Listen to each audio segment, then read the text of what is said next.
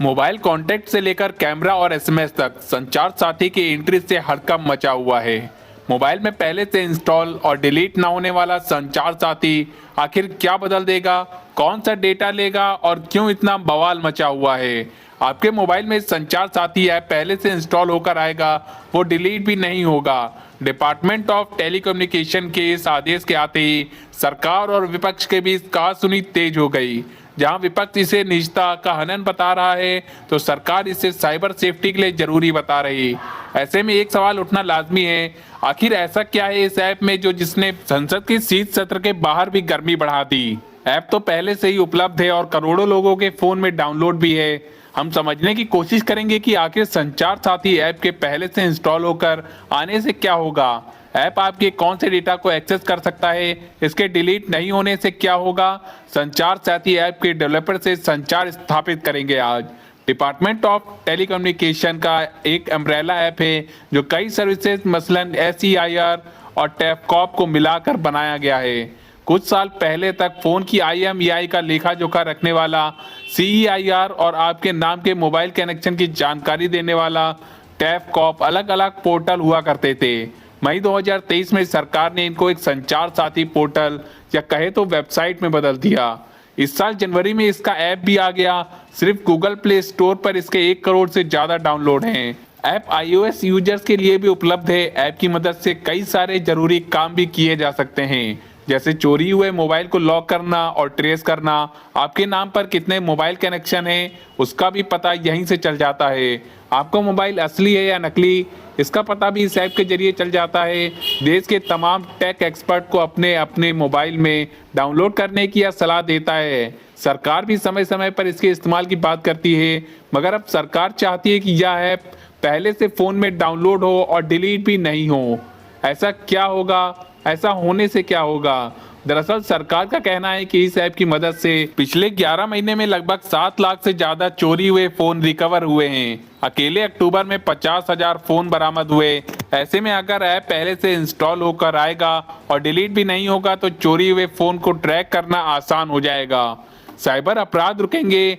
Phone का IMEI number बदलकर ठगी करने वालों को पकड़ा जा सकेगा।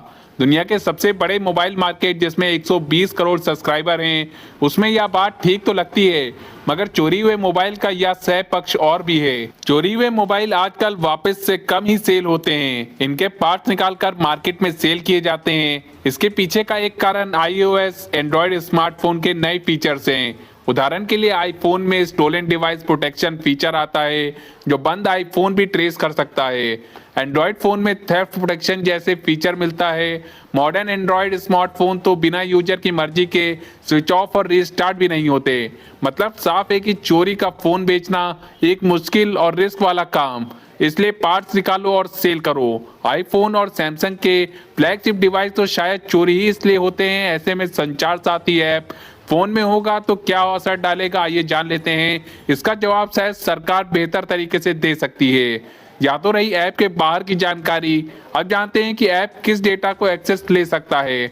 आपका डेटा एक्सेस कितना है। संचार साथी ऐप अगर एंड्रॉयड फोन में इंस्टॉल है तो यह आपके contact, SMS, call, camera, photo और फाइल को एक्सेस ले सकता है। आईफोन में फोटो, फाइल और कैमरा का एक्सेस मिलेगा।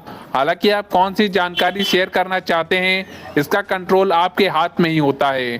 फोन की सेटिंग्स में आपको परमिशन मैनेजर में इसका ऑप्शन मिल जाता है। संचार साथी आपकी कौन सी जानकारी का एक्सेस ले सकता है, इसकी जानकारी भी आपको ऐप की प्राइवेसी पॉलिसी में मिल जाएगी। हालांकि संचार साथी अकेला ऐसा ऐप नहीं है जो इस प्रकार से आपका डेटा एक्सेस कर सकता है। कई और ऐप मसलन व्हाट्सएप या पेमेंट ऐप भी आपकी निजी जानकारी का एक्सेस रखते हैं। गूगल पे जैसे ऐप तो बिना लोकेशन ऑन किए भुगतान भी नहीं होता। मतलब उसके पास आपकी पल पल की खबर होती है। कहने का मतलब ऐप्स के पास आपकी निजी जानकारी होती है, लेकिन ऐप्स इसको थर्ड पार्टी से शेयर नहीं करते और आपके कहने पर आपका डेटा डिलीट भी कर देते हैं। ऐसा दावा किया जाता है और ऐप्स की पॉलिसी में लिखा भी होता है। लेकिन गाए बगाए इन सारे ऐप्स पर हमारी निजी जानकारी को थर्ड पार्टी ऐप से शेयर करने का आरोप लगते रहते हैं। आजकल AI का जमाना है तो आपकी निजी जानकारी का इस्तेमाल इनको ट्रेंड करने के लिए भी होता है। एक्सपर्ट ऐसा कहते हैं क्योंकि संचार साथी एक सरकारी ऐप है तो बात बढ़ना ही थी। देखने वाली बात यह होगी कि सरकार इस पर क्या जवाब देती है। देखने वाली बात यह भी होगी कि एप्पल इस आदेश को कैसे लेगा। वो तो अपने फ़ोन में थर्ड पार्टी ऐप पहले से इंस्टॉल नहीं करता, भले सरकार से भिड़ना पड़े।